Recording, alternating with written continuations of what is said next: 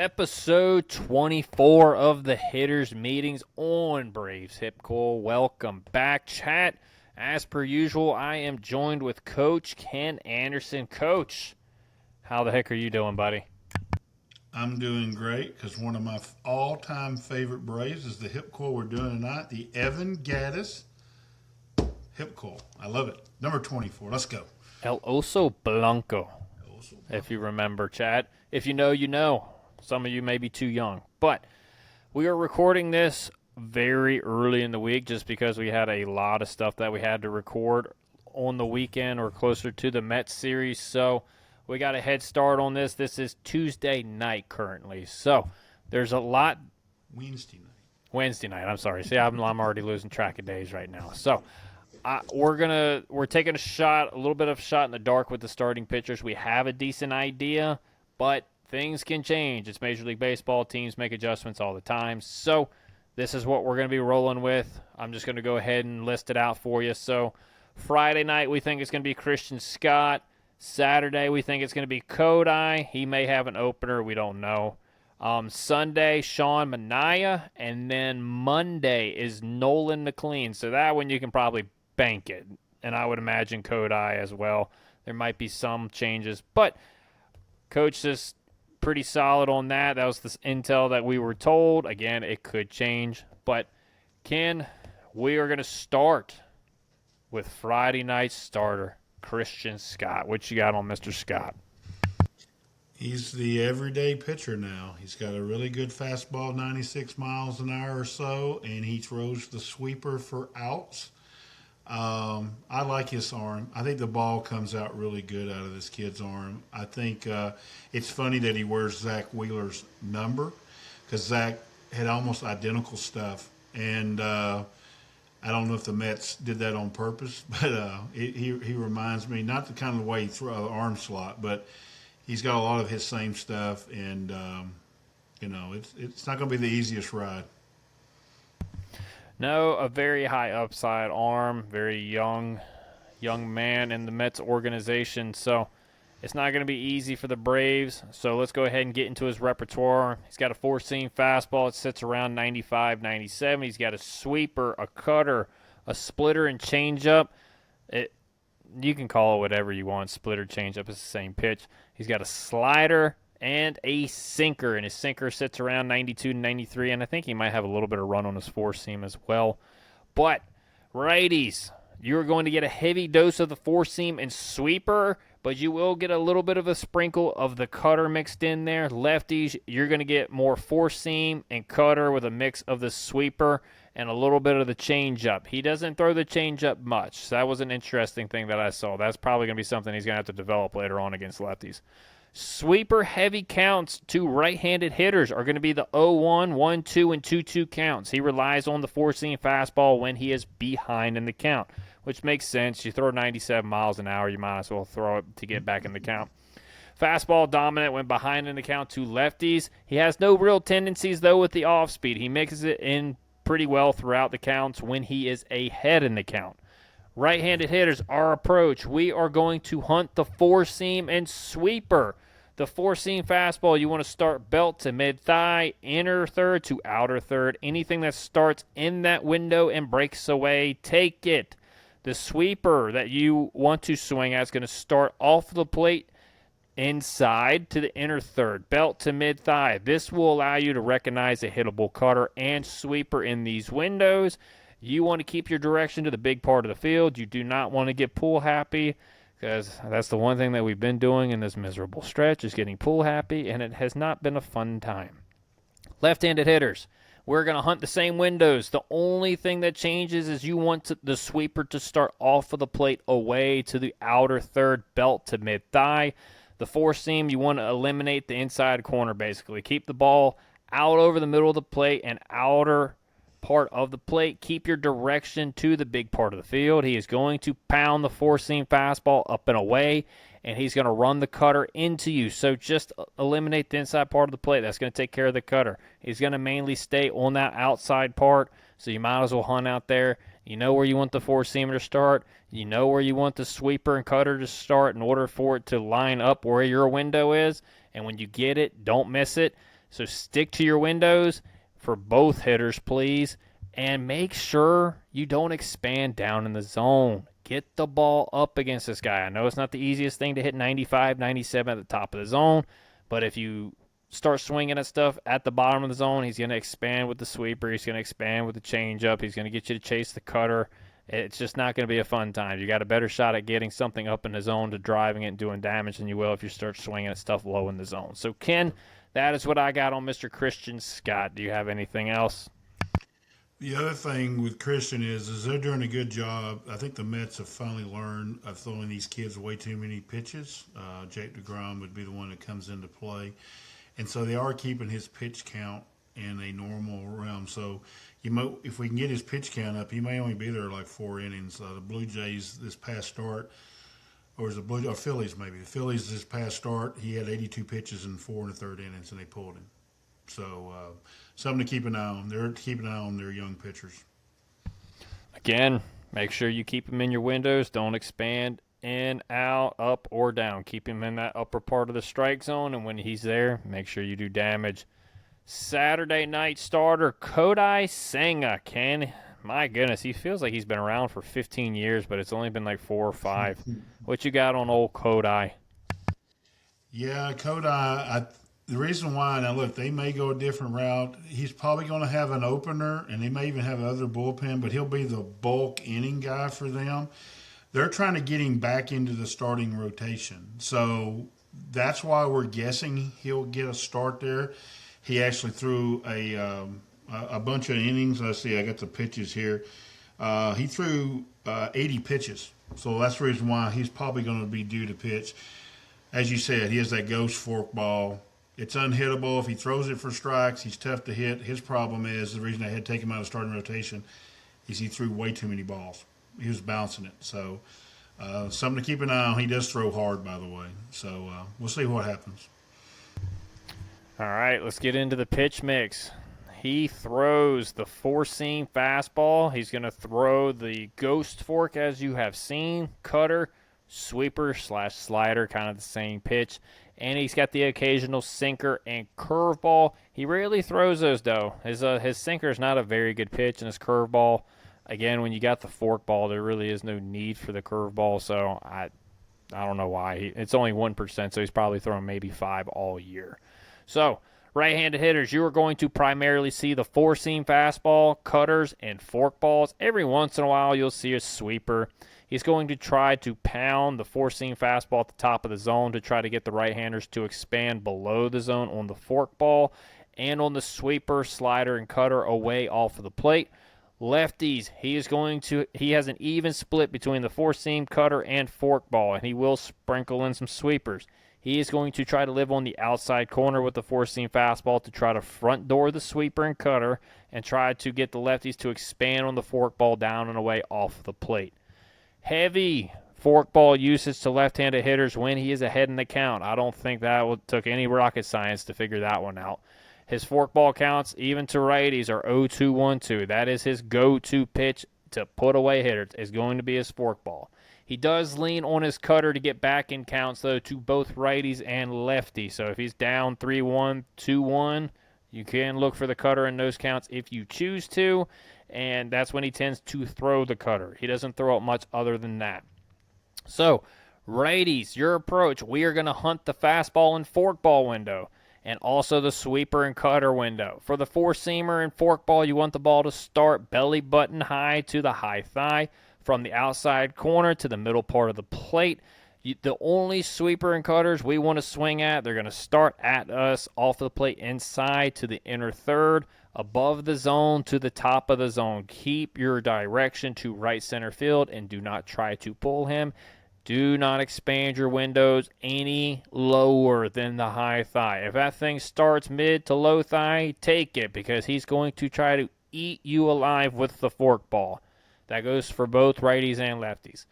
Lefties, we are hunting the same windows. You want the fastball and forkball to start on the inside corner to the outer third of the plate, belly button high to high thigh. The sweeper and cutter, you want to start off of the plate away to the outer third, above the zone, to the top of the zone. Keep your direction to left center field and give up the inside corner. Do not expand your windows. Do not expand your zones any lower. Keep your direction to the big part of the field and get the ball up in the strike zone, and you will have a good chance. Because if he hangs the forkball, let me tell you, that is a barrel party waiting to happen out front, because that is nothing but a BP fastball that you can absolutely park, and that's been his big problem this year. He's been bouncing the forkball, and then he hangs it because he's just trying to get it in the strike zone. So that may be a problem that comes to roost in that game. Ken, what else do you have on Mr. Senga? I would say Kodai has the best forkball I've seen since Mike Scott. I know that's 40 something years ago from the Houston Astros. But you can pull up some film on him. It's the exact same movement. And back then, they told the guys, as soon as you've seen it below your waist, just take it. And that's what Ryan has said, and he's spot on. That's what we should have to do against Kodai. Get it on up in the zone, man. Just get it on up in the zone. Sunday, the wannabe Chris Sale, Sean Manaea, is going against us. So, Ken, what do you have against Mr. Sean Manaea? Sean's the one of the four that's not going to blow the bat out of her hand, but he's a really good pitcher, and he had his best start, his last start against Toronto. He threw 90 pitches. He does get the count up. For me, it's kind of the same thing with this sweeper. I'm just going to hunt fastball. I know I can get through it. That's been his problem, is control. Get him in the zone and try to get him, have something coming towards you, whether you're left-handed or right-handed, in my opinion. So I see what Ryan says. All right. Let's go to the pitch mix. He's got the four-seamer. He's got the slider and sweeper, sinker, cutter. That's his pitch mix. Righties, you're going to see primarily the four-seam fastball and sweeper with a dose of the sinker and cutter every once in a while. He's going to pound the four-seam fastball up and away to set up the sinker running away off the plate and the cutter boring into you, while he's also going to run that sweeper to the back foot. So he's setting up a bunch of tunnels off of that up and away plane. Left-handed hitters, you're going to primarily see the sweeper and sinker. You'll see a little bit of the four-seam and cutter, but it's primarily going to be sinker-sweeper. He will keep the sinker in on you to open up the sweeper away, and he's going to use that tunnel to open up the four-seam fastball with the sweeper as well, getting you to look where he's getting you to look for the sweeper, and he's going to try to blow the four-seam fastball right on the outside part of the plate to get you looking or to get you laid on it because you're sitting sweeper in that area. He is fastball heavy when he is behind in the count to both lefties and righties. Sinkers are really prevalent in 2-0, 3-0, and 3-1 counts. He keeps an even split between the four-seam and sweeper when he is ahead in the count to right-handed hitters. So there is no real sitting a pitch there. You're just going to have to hunt your windows and make sure your eyes are recognizing the pitches very well. He is sweeper heavy to lefties, though, when he is ahead in the count, especially with two strikes. I don't think that is any surprise to anybody because that is his put-away pitch. Righties, our approach, we're going to hunt the four-seam fastball and the sweeper windows. For the four-seamer, we want the ball to start inner third, outer third, belt to high thigh. The sweeper, we want it to start off of the plate away to the outside corner, starting above the strike zone to the high thigh. You want to keep your direction going to right center field and do not get pull happy. For the love of God, stick to your approach and do not expand your windows. Austin Riley, I'm looking at you. For the love of God, please. Lefties, your approach, you're going to hunt the sinker and sweeper. For the sinker, you want the ball to start off of the plate away to the outer third, belly button to high thigh in height. Do not expand in. And if anything starts in that window and breaks away, take it. The sweeper, you want the ball to start off of the plate inside at you to the inner third of the plate. You want it to start above the strike zone or at the very minimum to the high thigh. If anything starts in that window and runs back inside, take it. Do not expand your windows and do not go any lower than the high thigh because he's going to eat you alive with the sweeper, with the cutter, and with the changeup.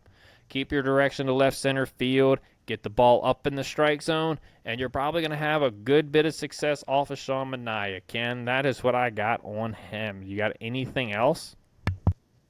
No, you said it like a hitter would. I said it like a pitching coach would. You got to get it in windows. You can't be guessing pitches with him. So if we just guess where we want, I mean, go to the window, we should be able to hit him. And then we get to face their big monster, Nolan McLean, on Monday night. Ken, he absolutely ate us alive in that start against us up in New York. I don't want to relive that. So hopefully we listen to the hitters' meetings and we have a good time. Ken, you got anything right now on Mr. McLean that you would like to share with the class? He just ate Toronto's lunch. 6 innings, no runs, and it is winning day. The Mets are a bad team, but one thing is they win his starts. Even though he's like 5-5 or something like that, they're 10-5 in his games. He gets them deep. He's a great pitcher. So he is the best one of the young kids, and he has an elite sweeper. So good luck. Yeah, that he does. His sweeper is absolutely disgusting. Shoot, even his sinker, man. He got Olsen. That thing started at his hip and ran back over the inside corner, man. It is. He's got some really good stuff. I've been pleasantly surprised with that kid. New York's got a good one there, but hopefully they don't screw that up. All right, we're going to get into his pitch mix. He has a sweeper. That is his signature pitch. It ramps up to 2,900 RPMs, probably touches 3,000 every once in a while, and it can run anywhere from 15 to 22 inches of glove side break. That is disgusting. The sinker, mid to high 90s. He's got heavy arm side run, as we saw against Matt Olson last time, where it started at his hip and ran back over the middle of the plate. And Matt Olson was big boy sad when he was walking back to the dugout. He's got a four-seam fastball as well. He doesn't use it as much as the sinker. He's got a curveball. We're going to get into that one in a little bit. Cutter and changeup. Righties, we're primarily going to see sinkers and sweepers. Every once in a while, he'll mix in one of these three, the four-seam, cutter, or curveball. Again, you'll see how he uses the curveball here in a minute. Left-handed hitters, you see an even split between all of his pitches. I'm sorry. I apologize. That's a tough ride. Righties, he's going to pound the sinker inside to tunnel the sweeper away. Lefties, he's going to establish the four-seam at the top of the zone, and you're about to see why he uses all four pitches. That four-seam sets it up. So he tunnels for the sinker that's going to run away from you, the changeup that's going to run away from you, the cutter that runs into you, the curveball that runs in and down from you, and, oh, yeah, the sweeper that runs into your back foot. So he literally has the four-seam, and then everything breaks off of it. It is not a fun time as a left-handed hitter. He noticeably, here comes the curveball, goes to the curveball in 2 strike counts, 0-2, 1-2. He is going to the curveball against right-handed hitters. Sweeper is present a little bit in those counts, but not as heavily as the curveball. The curveball was almost 60% usage in those 2 counts. Lefties also see the curveball in the same counts, even at a higher clip. So his 1-2 and 0-2 put-out pitch is going to be the curveball, and that scares me because the Braves, they get a sick day when they see curveballs. They don't show up to work on those pitches. I'll just go ahead and keep it a $110. He is sinker and four-seam fastball heavy when he's behind the count. Makes sense. You throw 97 miles an hour. Go ahead and see if you can hit it. That's kind of a good approach. Righties, we're going to hunt the sinker and breaking ball windows. For the sinker, we want the ball to start away off of the plate. That's a big thing. He has a lot of run on his sinker. So if it starts off the plate, do not give up on it. That might be the sinker that ends up being right down the middle, and you can do some damage to it. But you want to expand that to the outer third because that should run it to the inside part of the plate where you can still get to it. If the ball starts farther inside than the inner third or the outer third, take it. It's going to be a ball. It's going to run into you too much, and it's going to be off of the plate, and you're going to get jammed, and that's not a fun time.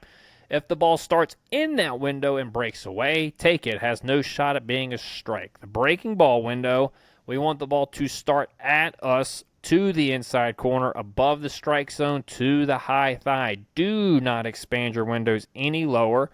If the ball starts in that window and breaks in, take it because it's going to be a ball. If it starts farther away and breaks away, take it. Keep your direction to right center field. Don't get pull happy. Keep it simple. See it deep into the zone. Drive it to right center field and keep your eyes up in the zone. Do not expand lower because on 2 strike counts, he's going to eat you alive with the curveball. Thank you. Lefties, we're going to hunt the sinker and 4-seam fastball and breaking ball windows. So you have 3 windows. The sinker, you want it to start in off of the plate at you to the inner third, belly button high to high thigh. The 4-seam fastball, you want it to start at the belt. No higher, no lower. To the from the inner third to the outer third. The breaking ball, you want it to start off of the plate away to the outer third, above the strike zone, to the high thigh. Keep your direction to left center field. See the ball deep into the zone. Again, do not get pull happy. Do not expand your windows any lower. Get the ball up, and you should have some success. But again, if you want to eliminate the 4-seam fastball window, that's fine. But again, it's going to be a tough ride. He's got pitches that can go all over the place, and he's going to establish the 4-seam fastball first. So if you get that pitch early in the count and it's in the zone, you're not going to want to take it. So you kind of got to hunt all these windows.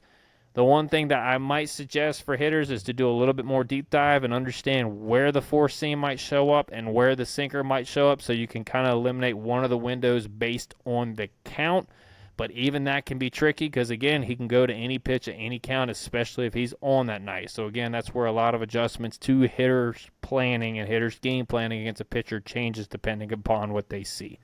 So, Ken, it's a rough ride against this guy. Do you got anything else?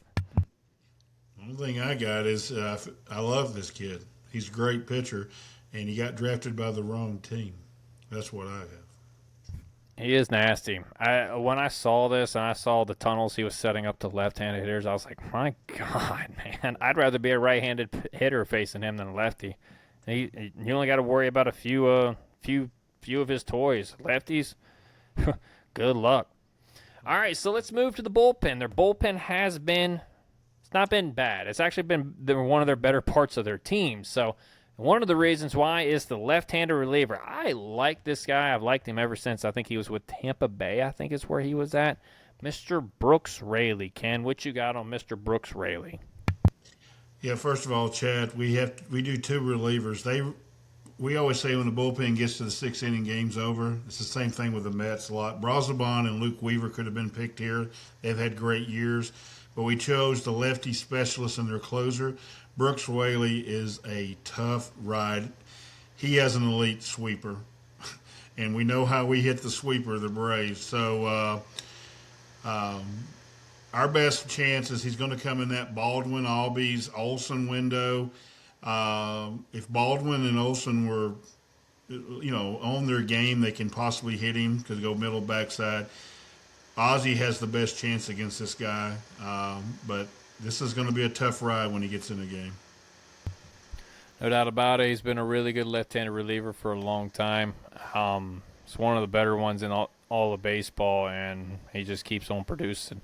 He's got the sweeper, he's got a cutter, he's got a sinker, and he's got a changeup. The lefties are primarily going to see sweepers, sinkers, and cutters. God bless you. Righties, God bless you as well because you get the entire kitchen sink. Right-handed hitters, he is off-speed dominant after the first pitch unless he is down 2-0, 3-0, 3-1. So you're going to get a lot of off-speed.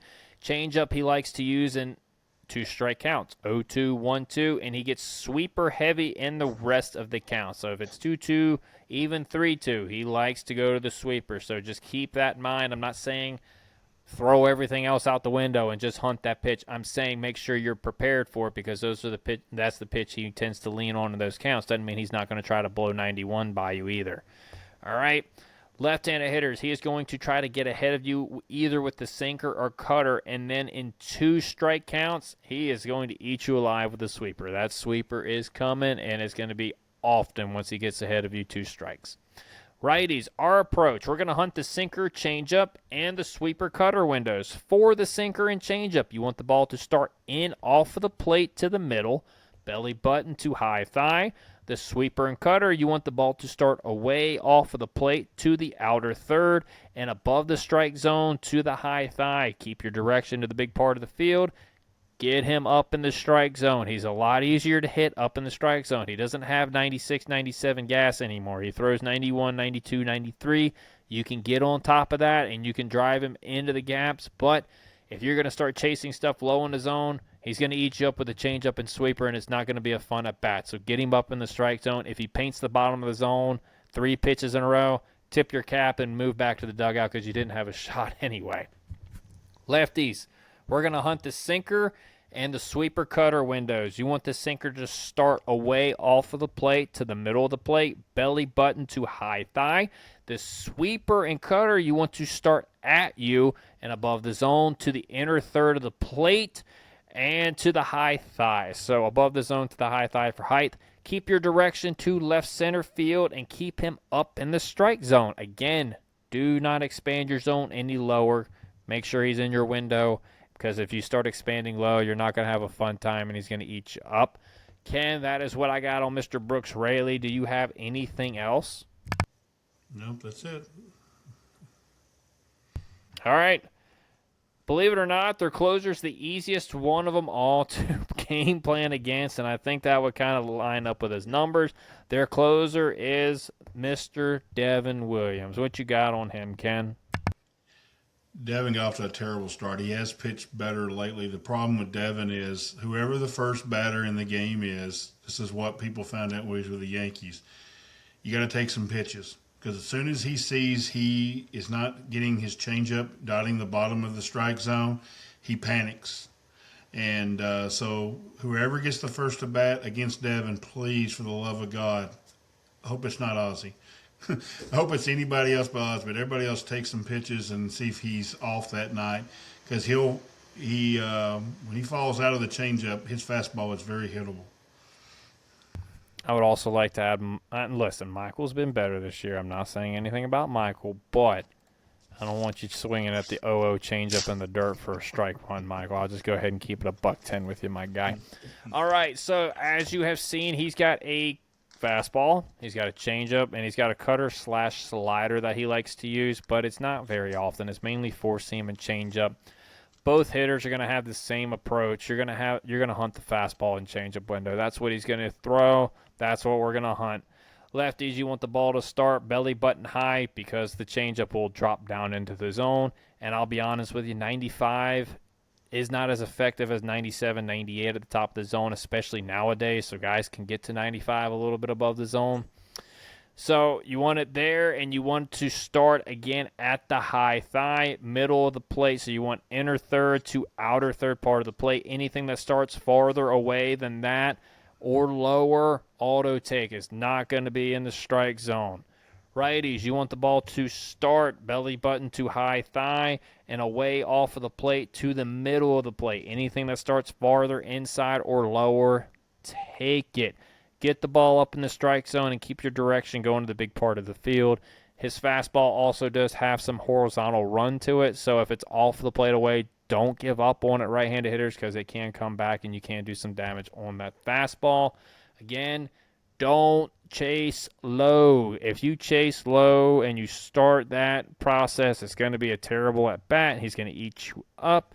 But if you keep him up in the strike zone, you got a really good shot at doing some damage against him. So that's what I got on Mr. Devin Williams. I think he's actually one of their easier relievers to hit. I'll keep it a $110 with you. There's a reason why he hasn't been as good in the last couple of years. The league's figured him out. You got anything else, Ken?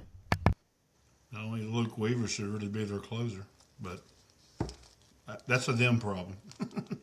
That is a them problem. There's no doubt about that. So, with that being said, Ken, it's a 4-game set. What is your series prediction? I really want to take a right-handed bat right now, but we were an Aussie out, so I won't do that. I'll try to find a left-handed bat that I think will have a good series. I am going to go Michael Harris. Hopefully Michael will have good at-bats, and it worries me against McLean, so he'll have to have really good at-bats of the first 3. But I do think if Michael gets against Brooks, Michael is the one left-handed that does hit the sweeper pretty good. And because he can hit out of the zone, that's the biggest reason. Michael has no problem hitting the ball out of the zone. So I'll go Money Mike. I like it. What do you think we do in the series now? I thought we may split, but we're filming this on Wednesday night after the Braves really look good, so I'm going to go 3 out of 4. Ooh, okay, I like the positivity. And guess what, Ken? I'm going out on a bleeping limb. Don't do it. I'm going out on a limb. And I'm going to look like the biggest you-know-what on the planet. Chad, I'll give you my pick here in a second, but I think we win 2 out of 4. It's hard to win 3 out of 4. It's just hard to win a 4-game set. But I think the Braves are playing well enough that we can win 2 out of 4. I wouldn't be surprised if we lose 3 out of 4. Wouldn't be surprised if we win 3 out of 4, to be honest with you. But my pick to click. Don't laugh, Ken. Don't you do it. He is lost in the sauce, but the legendary third baseman himself came to visit him on Wednesday night. Chipper Jones did. I think Austin Riley has a good series against the Mets. He has crucified them in his career, and I think I like the pitching matchups that he will see. It's not going to be a ton of velo. McLean's going to give him some trouble, but the other guys maybe not as much. So I'm going to go Austin Riley. I think Chipper finally gets through to him that you need to lock in your approach and get back to right center field. And hopefully that little base hit that he got in the last inning against the Cardinals gave him a little bit of confidence. Austin Riley, make me look fucking smart for once. Sorry for dropping the F-bomb, Chad. I'm sorry. I'm pulling at straws to get this dude going. I'm at my wit's end with Austin Riley, as you guys can tell. So that is our series predictions. Those are our picks to click. Ken, do you have any final thoughts before we head on out? If Austin Riley ends up being your pick to quick, we're going to sweep him. Seriously. I'll take it. I'll take that every day of the week. Yep, mark it down. We'll sweep him. If he has a big series, we're going to sweep the Mets. Also, chat on Hardcore Braves. We got their play-by-play man on for an interview on the Coach's Corner. We got to talk a lot of Rome Emperors. It was a fun time. You guys need to go check that episode out. It was very, very fun to talk to him. I think it was Gavin Booker, right? It is. He's a really nice guy. He was really fun to talk to. Go give him a follow on X. He dropped all that info at the end of the podcast. So give it a listen to. We might have some more stuff coming up as well with the Rome Emperors. Hopefully, you're just going to have to give that episode a listen to and listen all the way through, chat. But other than that, follow us on all of our socials at Hardcore Braves, at Boyd PC, at Braves Homer 27, and at Aaron on Deck. And we will see you guys in the next episode of the Hitters Meetings. Peace. You know what, boys? You guys are going to be world champions for the rest of your life.